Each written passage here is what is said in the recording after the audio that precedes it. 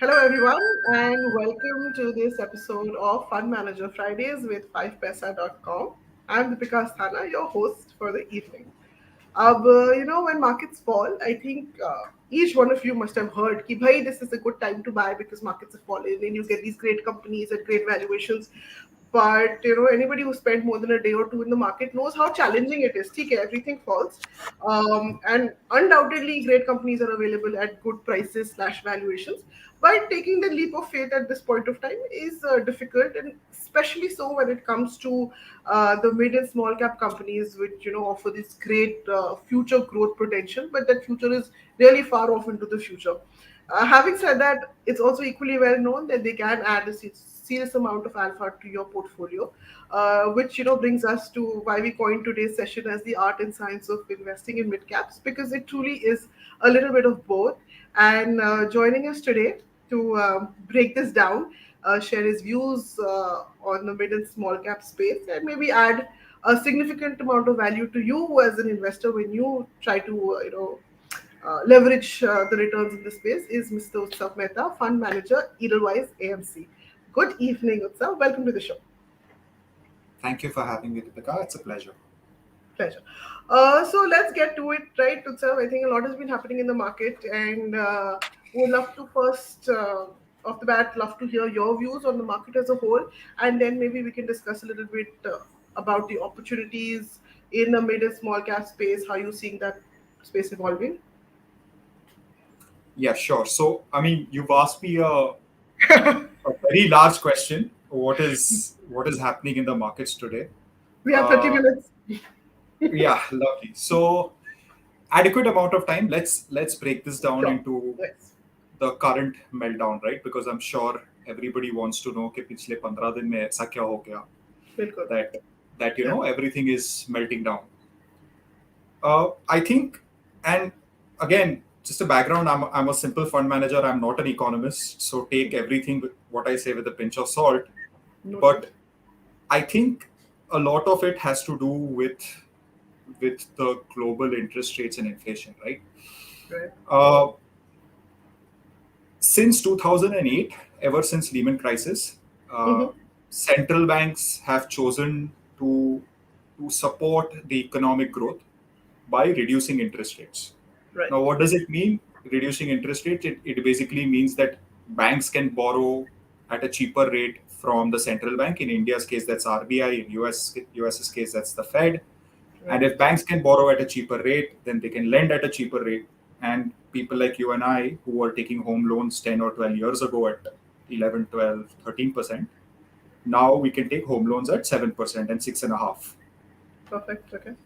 And therefore, you and I are more and more tempted to go and buy a house because 6% पे 6.5% पे पैसा मिल Absolutely right. रहा है. Fast forward 2020, when COVID happened, uh, Mm-hmm. this low interest rate phenomena was also further met by money printing by everyone.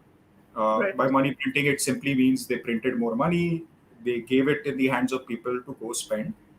All of this money found its way in the hands of investors who Mm. now had more absolute cash than ever in their hands. And they were thinking what to do with this money.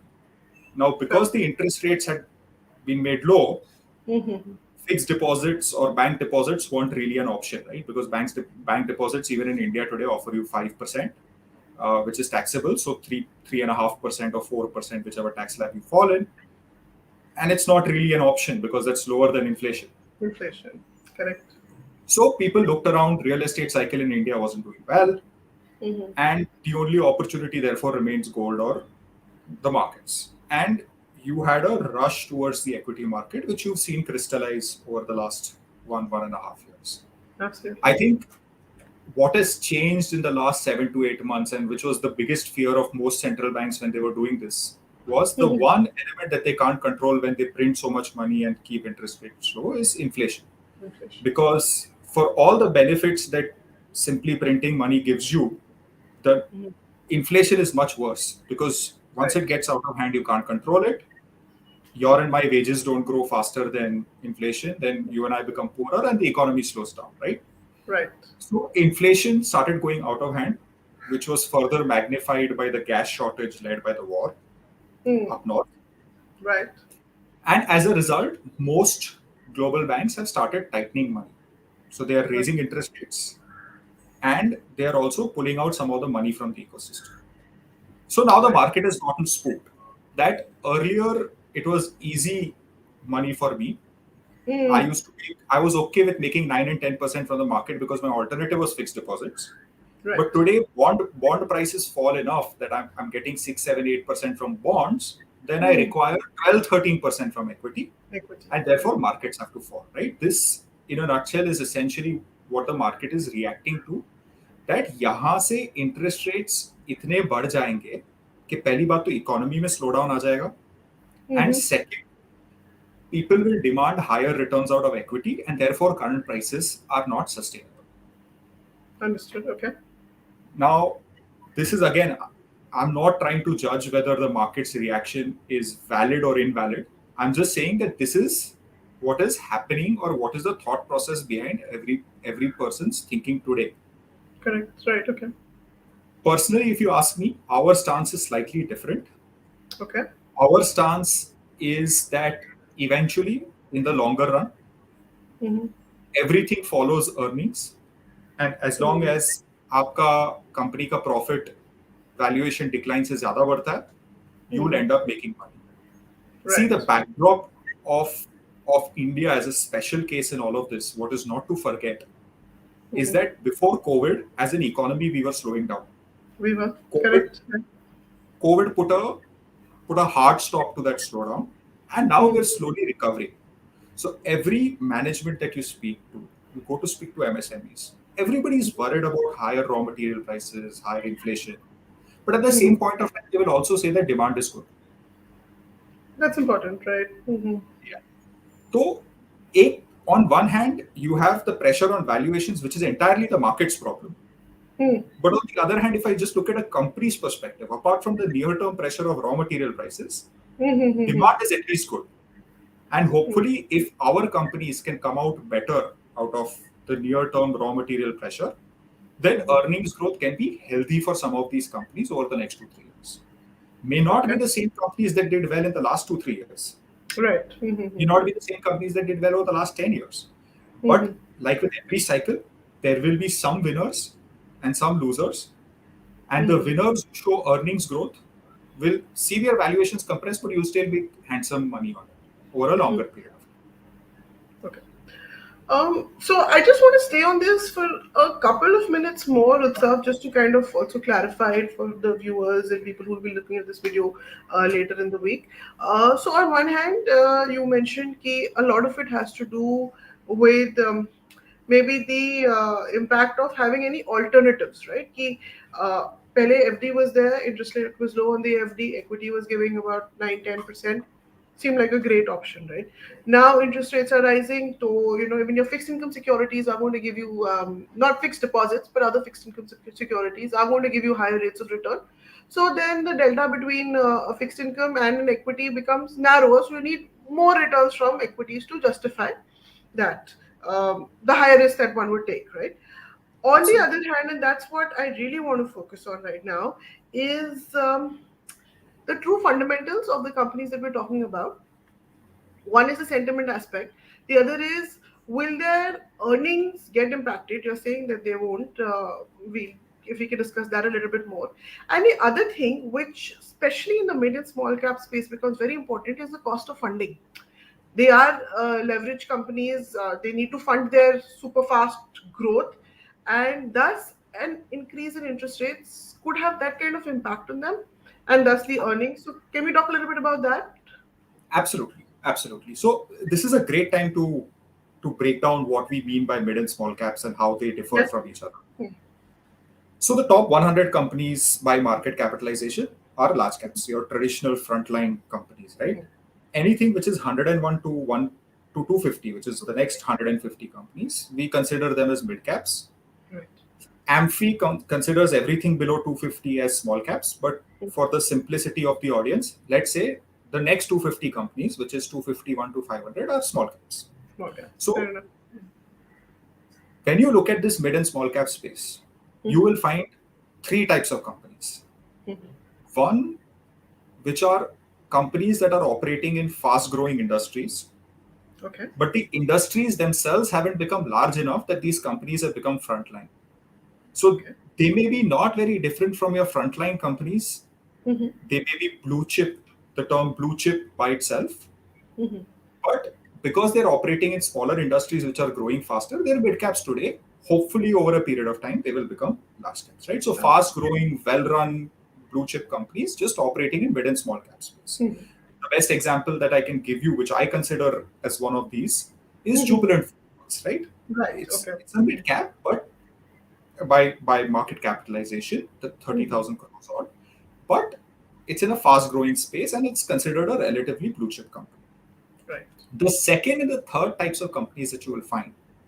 The second one are companies that are operating in small industries, but the Mm-hmm. industries themselves aren't growing. So the companies themselves aren't growing and they'll forever remain stuck over here. Right. Okay. Right? Mm-hmm. Just because the industry itself is small and it's not going to grow beyond this size. Mm-hmm. Right? Now, this could be some sort of a niche capital goods that you make, something like that. Okay. And then you have a third set of companies where the industry could be big or small, Mm-hmm. but the profitability or the ROE or the return on equity that is to be made in the industry is so poor Mm-hmm. that these companies will forever struggle to generate cash.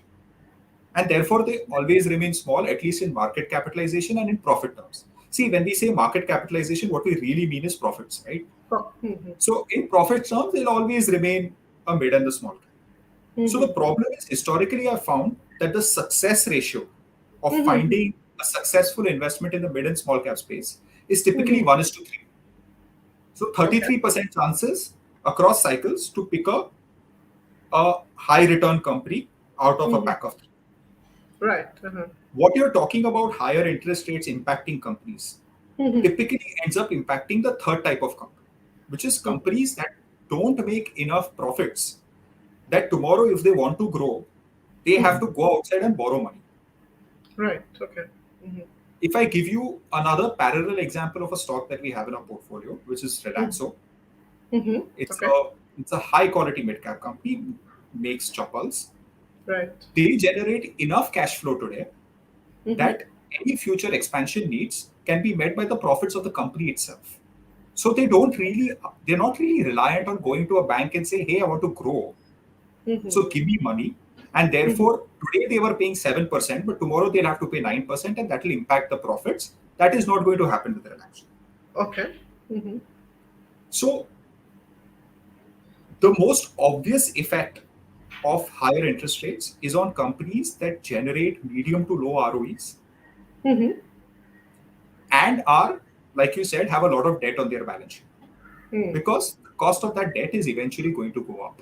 It's Go not up. Right. happened right now yet in India, but eventually it will. Mm-hmm. Understood. Understood. Okay, so I think here maybe something that you brought up, of course, the cost of debt point we discussed, but this point you brought up about ROE and the ability of the company to fund itself, because please correct me if I'm wrong, but I've also found that while there are companies that do have a significant amount of debt on their books, but they are also profitable, and when push comes to shove, or when the crunch time is there, they can still maybe fund through internal accruals and don't need to take on more debt. Would that be correct? So we need to like kind of also look for companies like that. So the answer is yes. There are companies. See, debt. It's like this. It's very simple. If you have a business to run today, and I tell Mm-hmm. you that तुम मेरे पास से equity लो और मुझे Mm-hmm. हर साल का 15% return दो, या तुम मेरे पास से डेट लो और हर साल का 7% का रिटर्न दो, you'll obviously Mm. take debt from. So Correct. there are Mm-hmm. companies that in a good cycle when debt was cheap, they Mm-hmm. used to still take debt because it was cheaper. It's cheaper, right? But Exactly, right? Mm-hmm. yeah, but when comes to shove, these companies can eventually pay off this debt enough with the cash flows that they generate Mm-hmm. whenever they want. Correct, right, But right. I've noticed in India there is Mm-hmm. this peculiar trend Mm-hmm. because ease of doing business is so hard, right? Mm-hmm. Companies that actually have been successful in a particular industry, in a profitable industry, they tend to Mm-hmm. generate so much cash that Mm-hmm. even if they want to take on debt, there is no room. So some of the large Okay. software companies, for example, Mhm. right, and I can't name them because of compliance reasons, but you know the companies that I'm talking about, the Right. frontline software companies, the IT Mhm. companies. Mhm.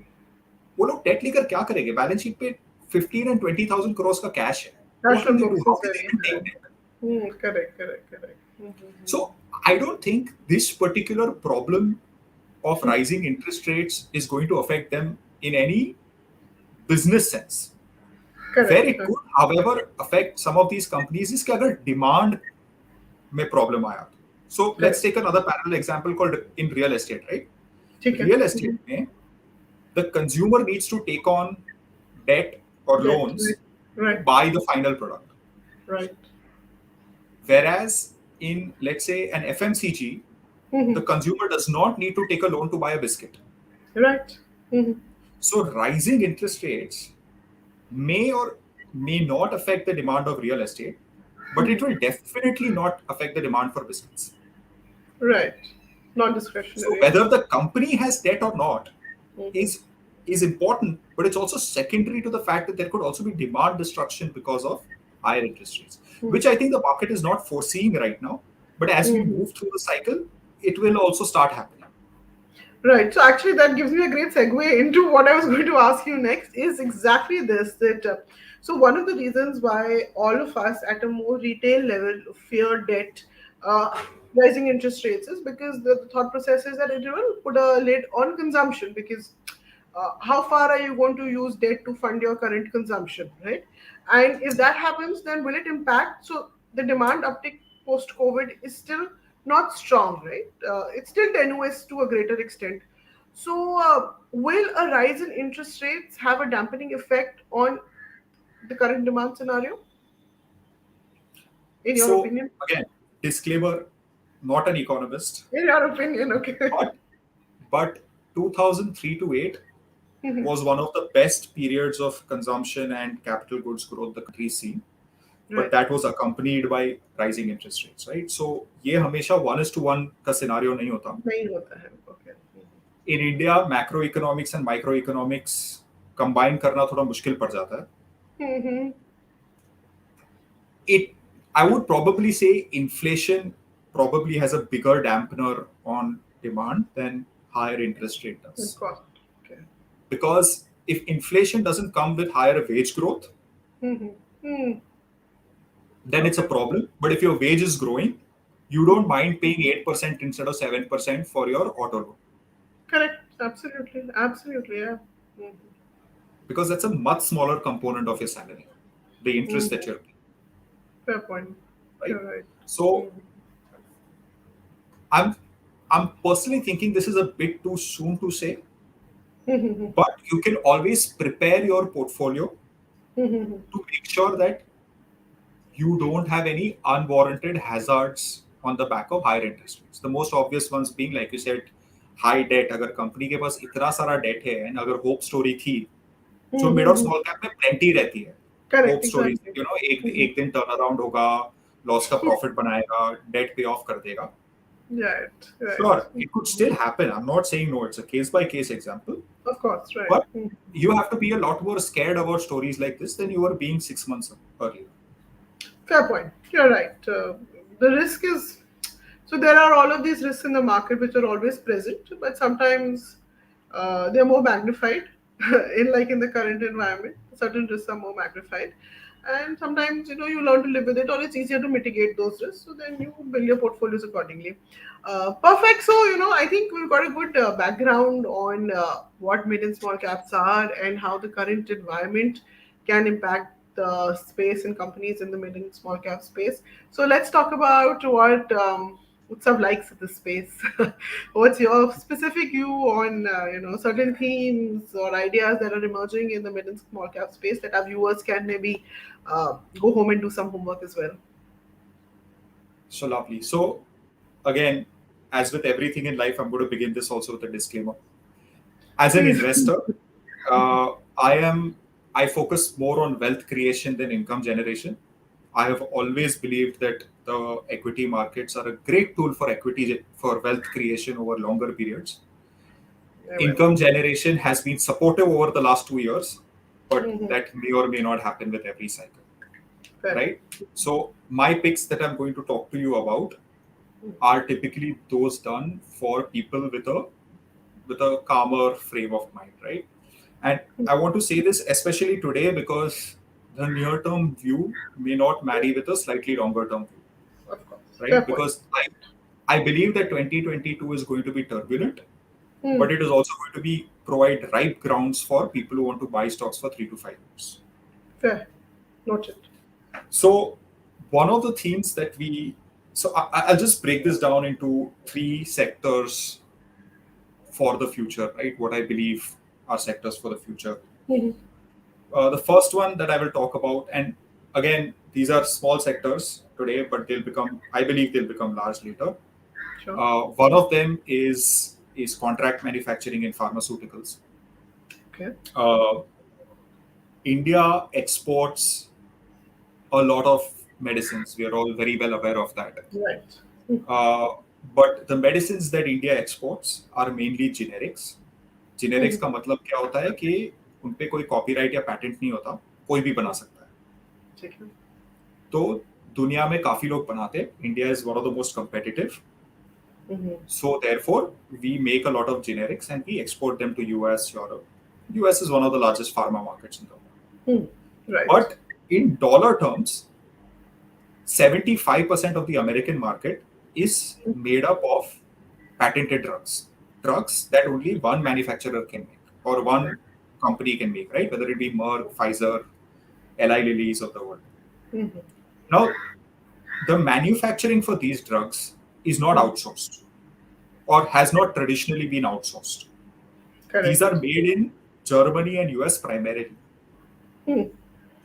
Because a Pfizer thinks कि मैं इतना सारा पैसा एक drug के ऊपर बना रहा हूँ Mm-hmm. that I don't need to outsource the drug to India, Mm-hmm. taking the risk of sharing my copyright with somebody कि कल जाके Mm-hmm. अगर चोरी हो गया तो. Correct. Okay. And it takes a lot of effort, time, and combined years of work Mm-hmm. to to plead or tell a company, hey, can I please manufacture your patented drugs? Mm-hmm. And Okay. there are, trust me, in the large, mid, and the small cap space, I can count on my fingertips Mm-hmm. the number of companies that have earned the right to manufacture copyrighted goods out of India. Okay. One of the companies that we own, Syngene, Mm-hmm. is a mid-cap company. It's a Biocon subsidiary, Okay. primarily owned by Biocon. Mm-hmm. They they do a lot of contract research stuff. Okay. So when Merck or any of the frontline pharmaceutical companies in the West want to come up with a new drug Mm-hmm. for a new disease or an old disease, they take support of guys like Syngene sitting out of India All right. to Okay. help come up with or discover a new drug. Mm-hmm. Right? So this is working on the high-end research and development work along Okay. with the best cutting-edge companies in the world, right? So any latest technology that you can think of in pharma, these Mm-hmm. guys work. Now, if you add to that they're also getting into contract manufacturing for these patented drugs, Okay. Mm-hmm. you have to know that this is an immense market potential. Because like I said, this market itself is 3 times the size of a generic market. Okay. So, personally, if you ask me, I believe that working on patented drugs, whether it be in a contract research role or a contract development or a manufacturing role, Mm-hmm. chances are that 10 or 12 years down the line, India will make a big footprint even in this sector, just like how we made in generics. And Okay. the current players in this industry could be multiples larger than what they are doing. Right. Okay. The second industry that I would like to personally talk about, and this may seem a bit odd because I said sectors of the future, but it may not seem like I'm talking about the sector of the future, are NBFCs.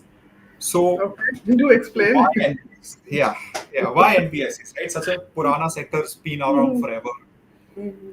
I think there is the last 4 or 5 years, some Mhm. very exciting things are happening in the lending space.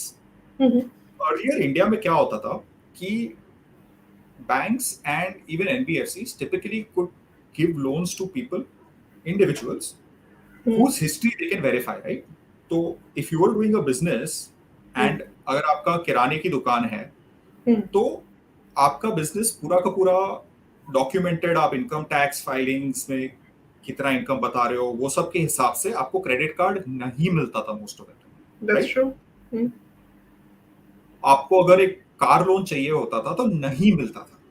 Mhm. But today, fast forward 5 or 6 years after the digital boom in India, Right. you have all these newer companies coming out, Right. and they are going through a person's digital footprint. They are going to a person's दुकान and counting इसके पास कितने customers हैं, Correct. Yeah. and giving loans to people who earlier never used to get loans, Mhm. right? Reality is that in India only 1%, or well, at least a few years ago they used to say only 1% of India pays income tax, right? So you can Right. only count how many people were unbanked. Correct. Huh. And So, a lot of these unbanked people used to go to their relatives, local money lenders, borrowing correct. at 25-30%. Even if they can get an alternative at 18 or 19% today, it is Mhm. still a good deal for them. Right. So today's NBFCs, some of the large listed ones, are seeing what's happening around them, are seeing Mhm. some of these new age guys lending to these people. And remember, the banks still can't lend to them because of their Right. own Exactly. tough Mhm. norms. They are looking at these guys and they are saying, hey, you know what? These guys are onto something. Why Hmm. don't I also learn how to give money to some of these guys who are earlier not getting money? Correct. Right. They are still very reliable customers. Your local kirana wala makes a lot of cash flow. And he's not going anywhere. Yeah, and he's not going anywhere. But Mhm. he never used to get a loan. But giving him a loan is not as risky as it's made out to be. Correct. Exactly. So some of these NBFCs are learning. Mhm. They are also getting a lot more information out of a person's digital footprint today.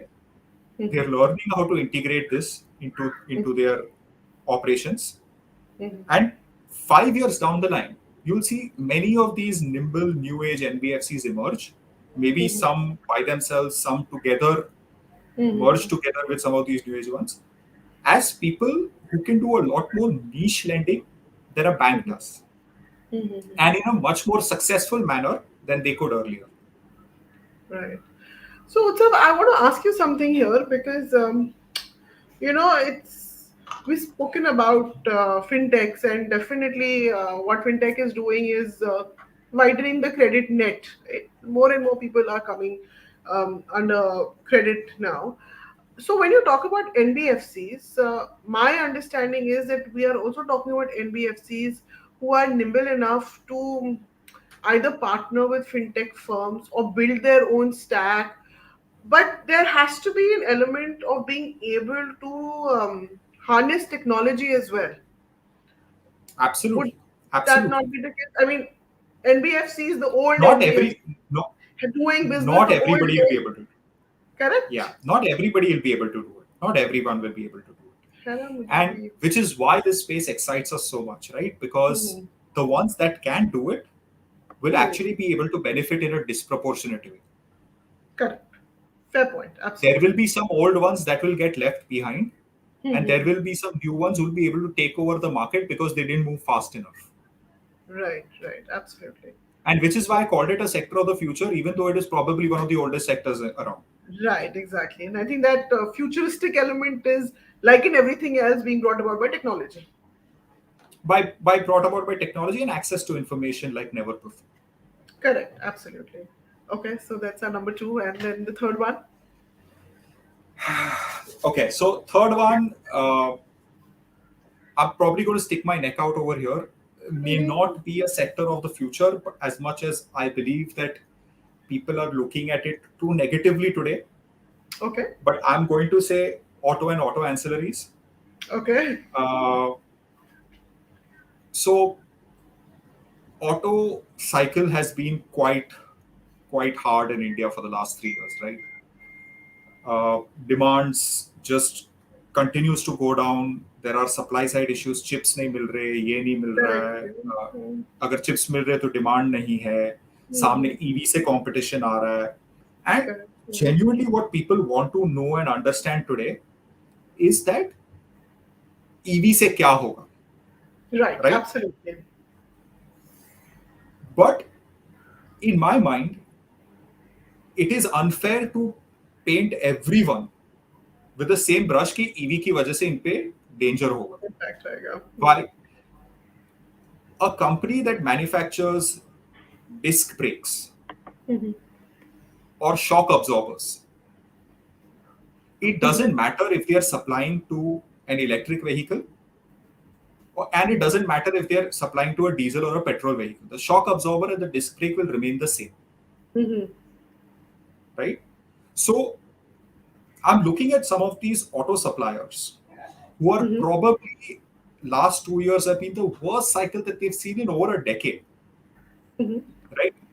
Who are extremely well qualified managements, who got world class facilities. Remember, there is big talk of making India into a auto and auto components manufacturing hub. Correct. And the reality is that some of our capabilities and capacities that we've generated on the auto side are up there with the best in the world, right? Some of our companies Correct.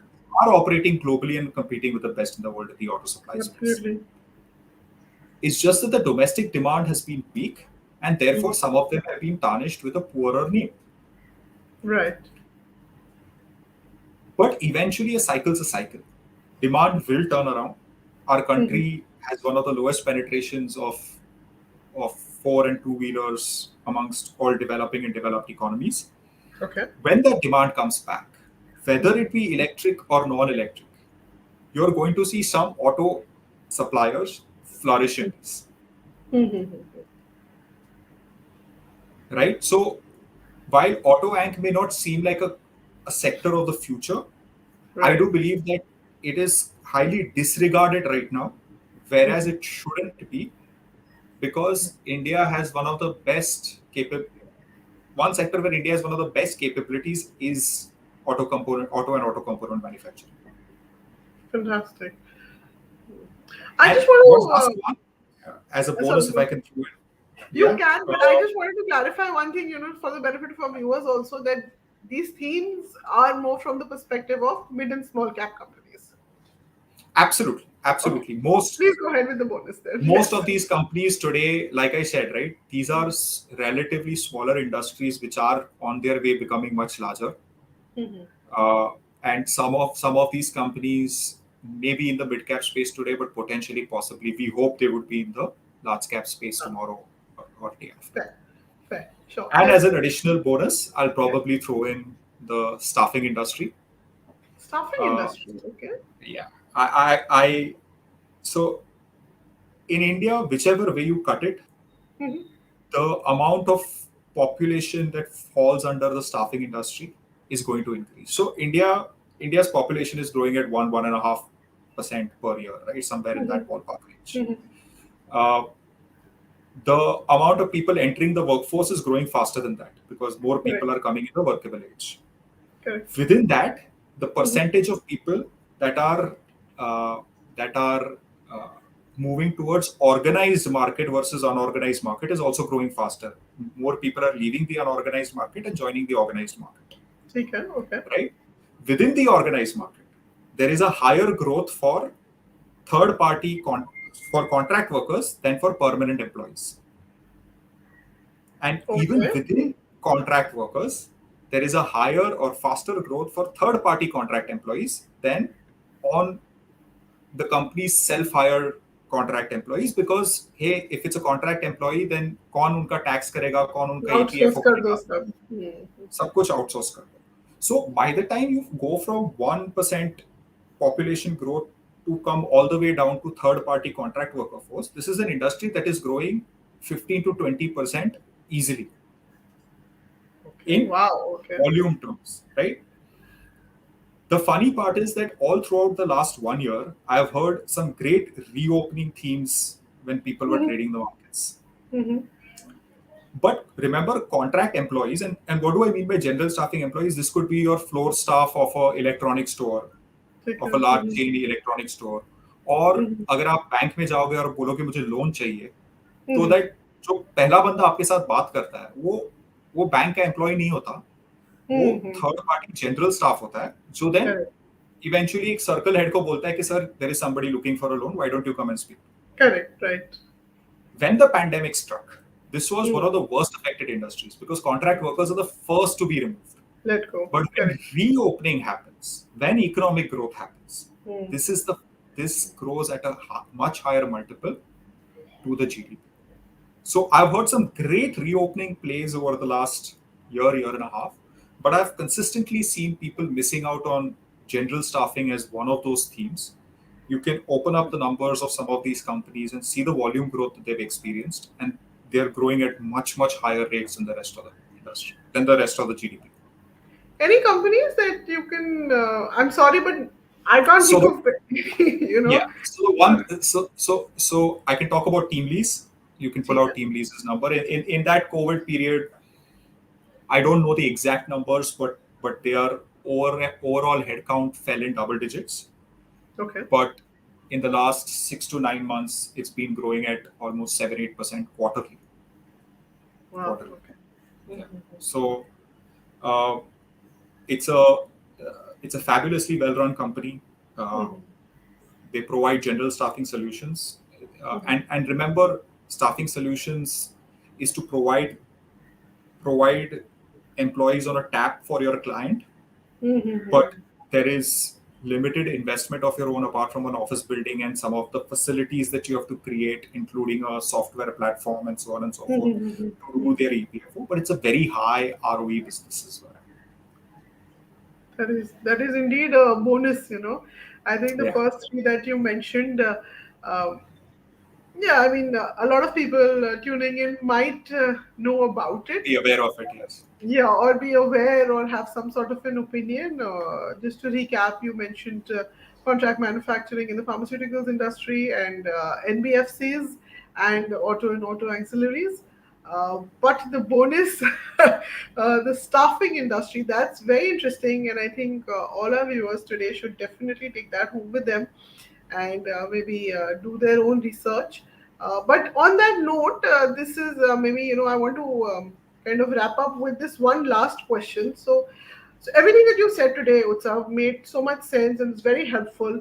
But nonetheless, so the risk is a lot higher in this space because I think the visibility of earnings and growth itna hota nahi hai. So for a retail investor, firstly, if you have any insights on how they can probably navigate the small and mid cap space in terms of stock picking, or what do you think the best way for them could be to harness any value that comes from this space? I think personally, if you ask me, I think this space, the problem with investing in this space is that while success ratio is 1 in 3, right, Hmm. which is a pretty reasonable success ratio, Mhm. uh, downside protection becomes a problem, especially in bad times. You can open up the performance of month to date for all the indices, and you'll probably see that small caps suffer the Correct. most. These are relatively smaller companies with Mhm. smaller profits to protect their balance sheets. Mhm. Uh, at the same point in time, uh, there are also a lot of pretenders or not so very good companies also hiding in the Right, right. midst of Mhm. some of the good ones, which is why they are mid and small caps even today, right? Right, yeah. A pretending company or a company that's not good enough will probably never get large enough to be a large cap. Indeed. So I think probably I would say that the best is to give the money to somebody who can navigate this space for you, an expert. Uh, Okay. I personally do a lot of mid and small cap mutual funds myself. Mhm. Uh, Whether it be a PMS, whether it be a mutual fund, that's your Mhm. choice. Mhm. We run a focused mid and small cap mutual fund, and personally, it sometimes is hard enough as experts who've been doing this for 15 plus years. Right, Uh, yeah. if this is not your full time job, it's going to be very difficult to keep up uh, Mhm. with the mistakes you make and the amount of depth you have to go. Because Perfect. remember, one of the research that we've done is that at the end of the day, it's the Mhm. failure rate or Mhm. getting your wrong decisions that end up destroying your returns. Investing is a game like chess. You can play the first 20 moves perfectly, be One wrong absolutely move. top of the game. One wrong move, and your entire returns are wiped out.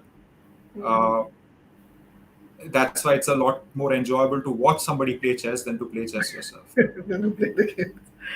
That really is sound advice, itself, because I mean, I think probably said it better than I did. It's like playing a game of chess, right? One wrong move, and which is why I think, because in the mid and small cap space, the losses can be so significant, or the downsides can be so significant. You must always focus on limiting the downside, maybe rather than Right. maximizing the Absolutely. upside. Absolutely. But we all know, like you said, you've been investing for 15, 20 years, as have I, and we all know that that's so much easier said than done. Nahi hota hai. It's so much nahi hota hai. And in fact, one of the things that we keep telling ourselves is you can get it less right than completely wrong. थोड़ा दो multi bagger हाथ से छूट गए चलेगा, Chalega. But -40% वाला portfolio में नहीं चाहिए. Nahi banana, na, exactly. Um, Perfect. That, like I said, that is really sound advice. And do you want to just maybe quickly summarize some key takeaways for our viewers? Oh, I think you're better off at doing that. Okay, I will But take the lead on that. yeah, No, go ahead. You were saying something. Sorry. yeah, yeah. So I was saying that while it may seem so, uh, the next 6 months may or may not be difficult. I don't know how to call the markets, Mhm. but this is definitely not a time to panic. Perfect. You should consider it as an opportunity. If you are one of those people sitting at the sidelines saying market बहुत महंगा है, correction आएगा, don't be surprised with the correction then. It's a part and parcel of a game. Right. Don't panic, and Mhm. always remember that it's a wealth creation game rather than an income generation game. Perfect. Perfect. I'm not going to. I don't think I can top that. So I will just repeat what you just said. That don't forget that it's a wealth creation game, and opportunity है. Of course, every opportunity should also be explored wisely. तो ऐसे नहीं कि आप जाके सब market में खरीद लें. But there are opportunities out there. Utsav has shared some very interesting themes with us today on the webinar, and definitely food for thought, and definitely things to explore in the days and weeks to come. So thank you, Utsav, for Thank you some so much for unique having me, perspective. Deepika. It was an absolute pleasure. Thank you, and thank you, viewers, for tuning in today. I'll see you next week. Thank you. In this.